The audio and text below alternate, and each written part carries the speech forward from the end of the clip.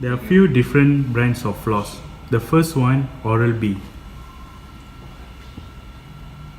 Then Colgate and Guardian. Wax floss, coated in polytetrafluoroethylene, used in type 1 embrasures. The floss cleans between gum and tooth, usually not used in type 2 and type 3 embrasures. The common problem experienced during misuse is floss cut, floss clefts, circulation to fingers may cut off from wrapping floss too tight. Unwaxed floss usually comes as multi-filament. Used in type 1 embrasures, the floss cleans between gum and tooth, not used in type 2 and type 3 embrasures. Common problem experienced during misuse is same as wax floss. Number of times can be used is 1 and dispose after use. Floss pick, or also known as specialized plastic wands, have been produced to hold the floss. These may be attached to or separate from a floss dispenser. While wands do not pinch fingers like regular floss can, using a wand may be awkward and can also make it difficult to floss at all the angles possible with regular floss. This type of flossers also run the risk of missing the area under the gum line that need to be flossed. On the other hand, the enhanced reach of wand can make flossing the back teeth easier. Recommended for individuals that lack manual dexterity, who are physically challenged, or who have a strong gag reflex.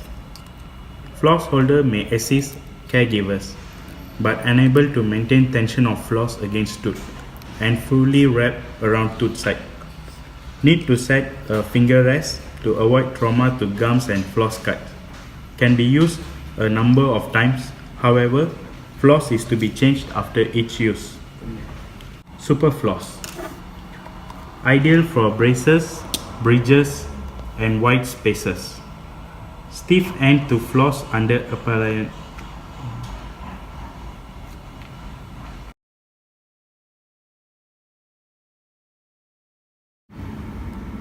Wrap floss around middle fingers.